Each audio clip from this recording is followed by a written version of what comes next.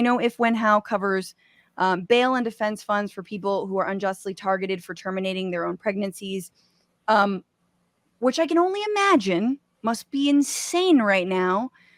As the head of the defense fund, are you being like tons of patients calling you, knocking down your door?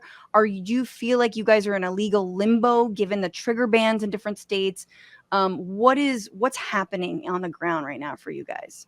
Yeah, these are really good questions. So actually, the Repro Legal Defense Fund was started a year ago, well before we knew the Dobbs decision was technically going to be handed out. And we kind of knew what was coming, right? Like, Repro activists have been talking for a long time about how this has been the long game of the sort of Christo-fascist, white supremacist, religious right combination of same 7 people. Maybe it's more than that, but I just mean it's the same crew of people, right, doing all this shit.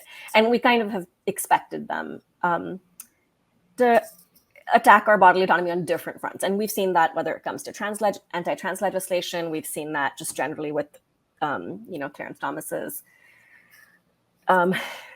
words. Anyway, sorry, I just lost my words thinking of Clarence Thomas's words because they're so fucking atrocious. So a couple of things. Trigger bans haven't really impacted whether we've had more cases because most of them don't directly target pregnant people and abortion seekers. They really target providers.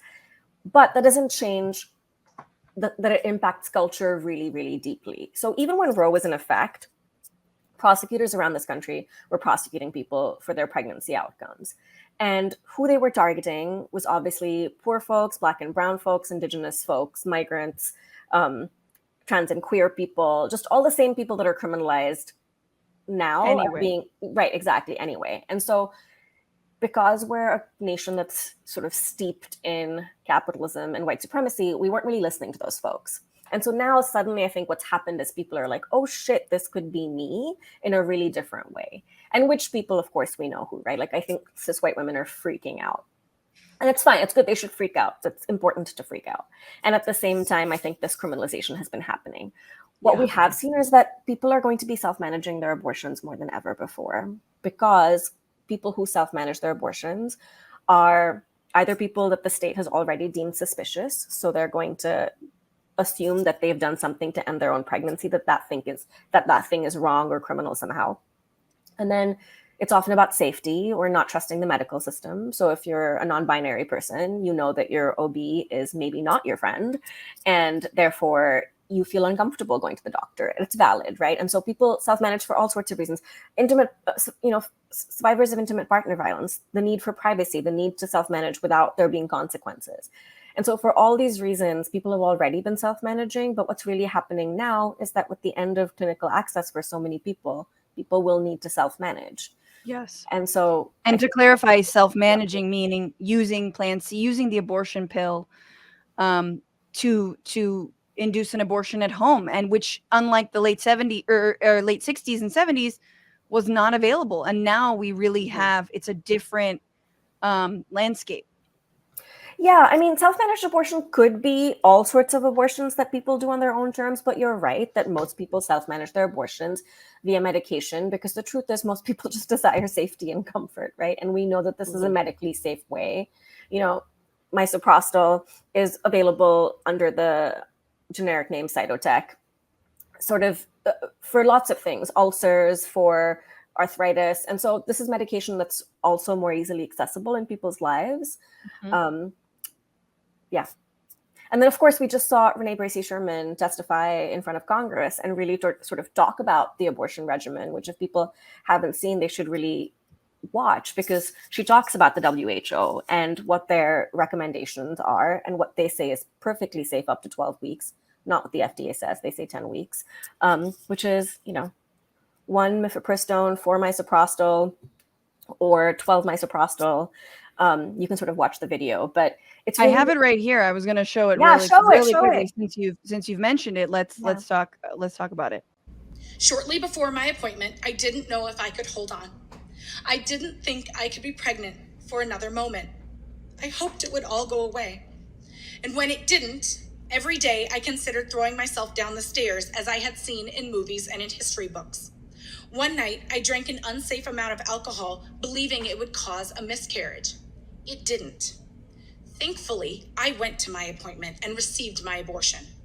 That was when it was legal in every state. Now it is not, and I know some will try the methods that I did. And I want them to know that there are safe methods to self-managing their abortions according to the World Health Organization.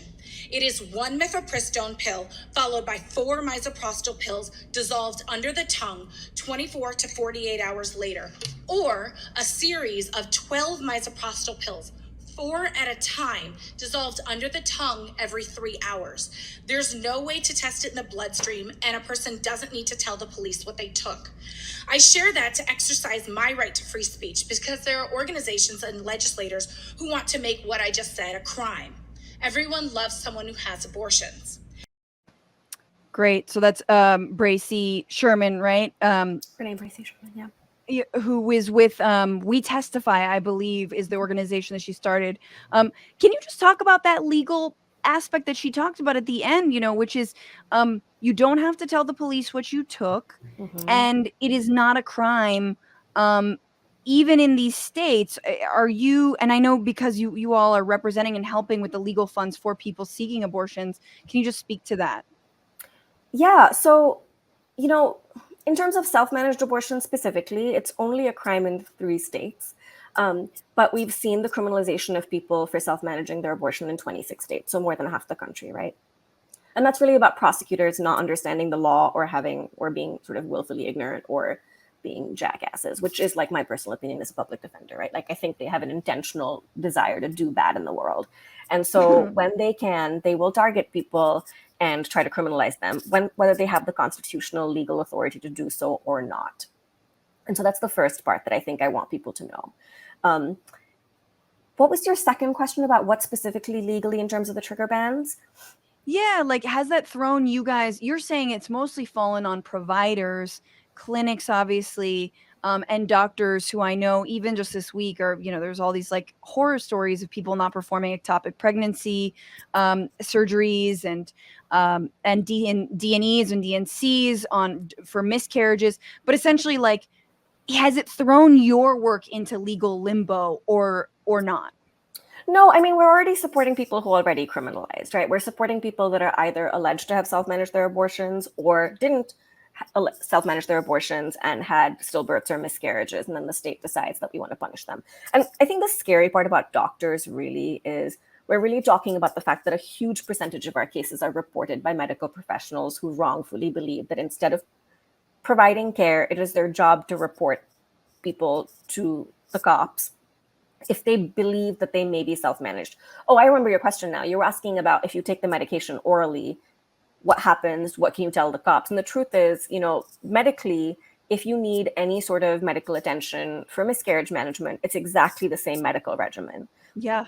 And there's no way to tell that you took any medication if you took it orally. And so I think there's no point in telling our doctors, if we know the care is the same, why take the risk of informing them when they could be the ones reporting you, when they so often wrongfully believe that they should report people. Yeah.